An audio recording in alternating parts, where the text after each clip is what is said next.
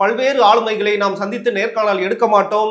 ஏனென்றால் எப்பொழுதுமே கிஷோர் கே சாமி மட்டும்தான் அந்த வகையில் நம்மோடு வழக்கம் போல இணைந்திருக்கிறார்.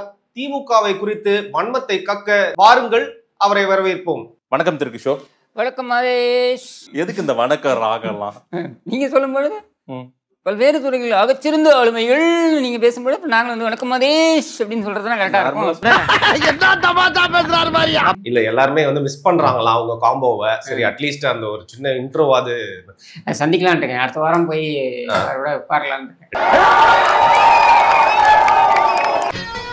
கடவுளே, எத்தனை ஆண்டுகள் அங்கா நினைக்கிற.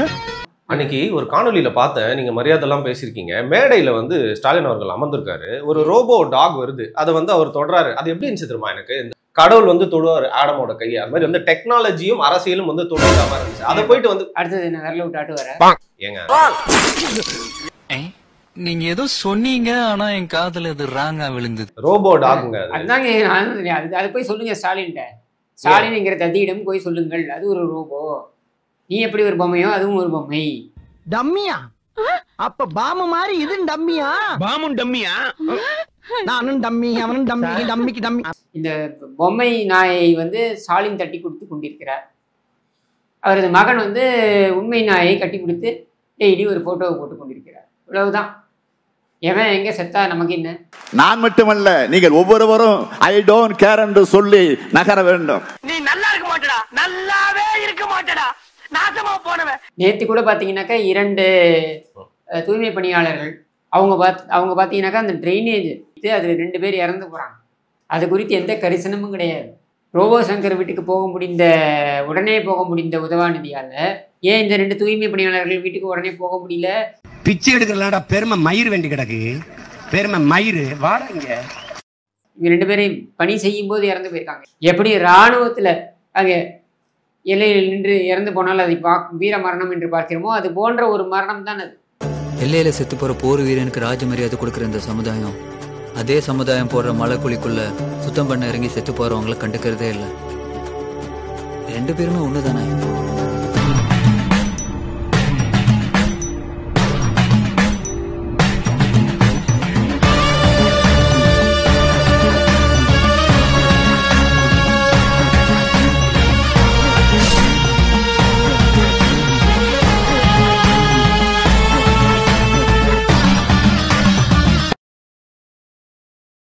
நம்ம சேனலோடைய வளர்ச்சிக்கு நீங்கள் கான்ட்ரிபியூஷன் செய்யணும் அப்படின்னு நினச்சிங்கன்னா கீழே டிஸ்கிரிப்ஷனில் ரேசர் பேருனுடைய லிங்க் இருக்குது. அதில் போயிட்டு உங்களால் முடிஞ்ச அமௌண்ட்டை நீங்கள் கான்ட்ரிபியூஷனாக நம்ம சேனலுக்கு அடிக்கலாம். நன்றி. அவன் போடுறான், வெக்கமே கிடையாது. மீடியாவுக்கு சுத்தமாக வெக்கம் கிடையாது. இவன் யாருங்க? சபரீசன். அவன் அப்பா வேதமூர்த்தி செத்து போயிட்டாரு, சரியா? அது அவன் வீட்டு குடும்பத்துடைய துக்க நிகழ்ச்சி. இவன் போடுறான், இதுவரையில் இப்படி துக்கமாக நான் பார்த்ததில்லை. யார? இன்பநிதியை. இது ரொம்ப முக்கியமான, நாட்டுக்கு ரொம்ப முக்கியமான செய்தியாங்க. இந்த காரி மூஞ்ச கதையெல்லாம் ஒரு காவிய கதை மாதிரி இங்க வந்து சொல்லி அங்க டைமை வேஸ்ட் பண்ணுகிற போட மரியாதையா. திருச்சி சிவா வந்து மேடையில பேசிட்டு இருக்காரு. அப்போ செந்தில் பாலாஜி வந்து நடந்து வராரு. உடனே வந்து திருச்சி சிவா வயிற்றுல இருந்து பேசிட்டு இருக்கேன். என்ன எல்லாருமே எந்திருப்பீங்களா? பரம்பரை கொத்தடைமே, நேத்தி வந்த கொத்தடைமே, இவனுக்கு நீங்க மரியாதை கொடுப்பீங்களா? அப்புறம் நாங்க பரம்பரை வரமே கத்திக்கிட்டு கூவிட்டு இருக்கோமே, எங்களுக்குலாம் ஒரு மரியாதை இல்லையா அப்படின்னு கேட்கிறாரு. நியாயமான கேள்வி தானே. 30 வருஷமா கட்சியில் இருக்கிறவன் நானு. முந்தானத்தோடு கட்சியில சேர்ந்து கட்சிக்கு போற கை வச்சா என்னடா அர்த்தம்? வேறப்பா சண்டை போட்டுக்கிறீங்க. அதுக்காக அவன் உரிமை எப்படி விட்டு கொடுக்க முடியும்? இவனையெல்லாம் கட்சியில வைக்க வேண்டிய இடத்துல வைக்கணுங்க. எல்லாத்தையுமே குத்தம் வந்துருச்சு. இல்லையே, குத்தம் தானே. இவங்க மொத்தமே ஒரு குற்ற பரம்பரை அப்படின்றது வந்து அவங்க கொண்டு வந்தாங்க. ஒரு குறிப்பிட்ட சாதியினரை வந்து அதுல கொண்டு வந்து தப்பு அப்படின்றத நம்ம சொல்றோம் இல்லையா?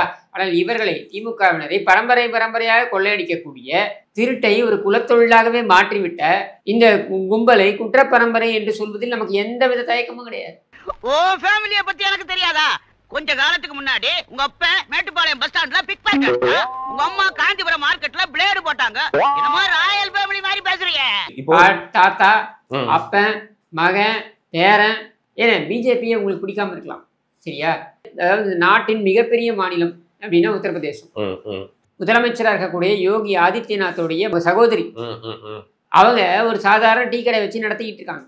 அவங்க உழைச்சி, அவங்க சம்பாதிச்சு, அவங்க குடும்பத்தை நடத்திக்கிட்டு இருக்காங்க. ஏன்னா சாதாரண டீ கடையை வைத்து நடத்தி இன்றளவும். ஆனால் இங்கே ஒருத்தன் முதலமைச்சராக இருக்கிற ஒரே காரணத்துக்காக அவருடைய பேரன் இட்லி கடைன்னு ஒரு 100 கோடி ரூபாய்க்கு படத்தை விநியோகம் பண்ணுறான்.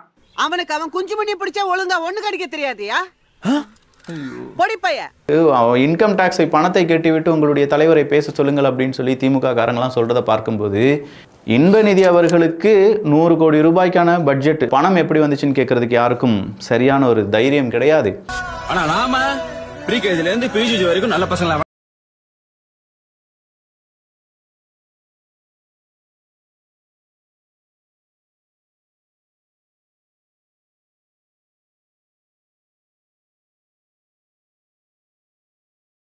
பொறுப்பான குடும்ப தலைவனா இருப்பானுங்க. நாம நல்ல பசங்களாவே நாரிப்போம். உதயநிதி ஸ்டாலின் அவர்களுடைய பெயரில் எத்தனை வண்டி ஓடுது, ஈவன் மு க ஸ்டாலின் அவர்களுக்கு 8 கோடி ரூபாய் தான் சொத்து இருக்கு அப்படின்னு சொல்லி அவங்களுடைய அஃபிதாவித்தில் இருக்கிறது, இதெல்லாம் உண்மைதானா அப்படிங்கறத கேட்டு இதெல்லாம் புயல் காத்துல உட்காந்து எவனா பொறி சாப்பிடுவான் அவங்கிட்ட போய் சொல்றா. இன்னும் என்ன நீ பைத்தியக்காரனாவே நினைச்சிட்டு இருக்கறல? ரத்த ஓட்டம் எப்பவுமே வந்து தலையில இருக்கணும், சரிங்களா? நமக்கு ரத்த ஓட்டம் இருக்குங்க, அதுங்களுக்கு சாக்கடை தானே ஓடுது. அந்த குடும்பம்ங்கிற அந்த குடும்பத்தில் இருக்கக்கூடிய நபர்களுடைய உடம்பில் சாக்கடை தான் ஓடுகிறது. ஊழல் பணம், மக்களுடைய பணத்தை சுரண்டி சுரண்டி சுரண்டி வைத்துக் கொண்டிருக்கின்ற சாக்கடை கூட்டம். இந்த காசு உங்களுக்கு உருப்படவே உருப்படாது போ. இதெல்லாம் நல்லா இருக்கிறதுக்கா இல்ல நாசமா போறதுக்கா? காசெல்லாம் இதுக்கு போகுமா? ஆஸ்பத்திரிக்கு தான் போவோம். நியூயார்க் ஒரு லிபர்ட்டி ஸ்டாச்சு அப்படிங்கிற மாதிரி வந்து பாத்தீங்கன்னா அந்த தமிழகத்துல கருணாநிதிக்கு ஒரு சிலை வைக்க போறாங்க அப்படின்னா, லிபர்ட்டி அங்க ஸ்டாச்சு, இங்க அப்படி நீ சிலையை பெருசா வச்சா லிபர்ட்டி செருப்பு இருக்கு இல்லையா, அது பறக்கும். வெக்கம் கெட்டவன, மானம் கெட்டவன, உனக்கு எதிராக இவ்வளவு பெரிய மீச. டேய் செருப்பால அடிக்கடா அவனை. செருப்பெல்லாம் வெளிய விட்டோம்னே. எடுத்து வந்து அடிக்கடா. ஆக்கலாம் போறடா. என்ன கருணாநிதிக்கு சிலையை தான் எல்லா இடத்தையும் வச்சிருக்கே. அவன் பாவன் லொல்லு சுபா மனோகர் வந்து புலம்பிட்டு போறாரு, எனக்கு வந்து சான்ஸே கிடைக்க மாட்டேங்குது மார்க்கெட்டிங்க்கு அப்படின்ட்டு. கருணாநிதி பேர்ல ஒரு படம் எடுங்கப்பா, மாமன்னன் எடுத்து அது மாதிரி மாமா மன்னன் படம் எடு, கருணாநிதியை வச்சு எடு. லொல்லு சபா மனோகருக்கு கருணாநிதியோட ரோலை கொடு, கருணாநிதியோட வாழ்க்கை பயணத்தை எடு. என்ன இருக்கு உனக்கு சுயசரித்திரம்? அண்டா திருடுனது, குண்டா திருடுனது, செவரேறி குதிச்சது, பொம்பளை புடவை உருவுனது, தெருவிலேயே செருப்படி வாங்கிட்டு ஓடனே அதெல்லாமா? சிலைக்கு மட்டும்தான் லொல்லு சபா மனோகர் வந்து ரோல் மாடலா இருக்கணுமா? ஏன் இந்த படத்துக்கு இருக்கக்கூடாதா? அவருக்கு ஏதோ வருமானம் வந்த மாதிரி இருக்கும்ல. நீங்க யோசிச்சு பாருங்க, தசாவதாரம் படத்துல எல்லா ரோலும் கமலஹாசன் செய்தார். ஜார்ஜ் புஷ் ஏன்னா எல்லாரும் ஜப்பான்ல இருக்கக்கூடிய ஆள்ல இருந்து ஆரம்பிச்சு அத்தனை ரோலும் பண்ணாரு, சரியா? கருணாநிதி ரோலை மட்டும் பண்ண மாட்டேன்ட்டாரு. அது கூச்ச நாச்சம் இருக்கு, வெக்கமா இருக்காது.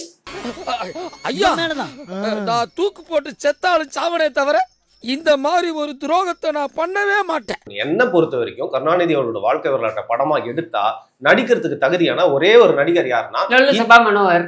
இன்னைக்கு துணை முதல்வரா இருக்கிற உதயநிதி ஸ்டாலின் அவர்கள் அரசியலுக்கு ஒரு சின்ன ரெஸ்ட் கொடுத்துட்டு அவரே அந்த கெட்டப்ல வந்து நடிச்சா ஒரே ஒரு வந்துட்டியா ஐயா, வந்துட்டியா, சொன்ன மாதிரியே வந்துட்டியப்பா. ஸ்டார்ட் பண்ணு.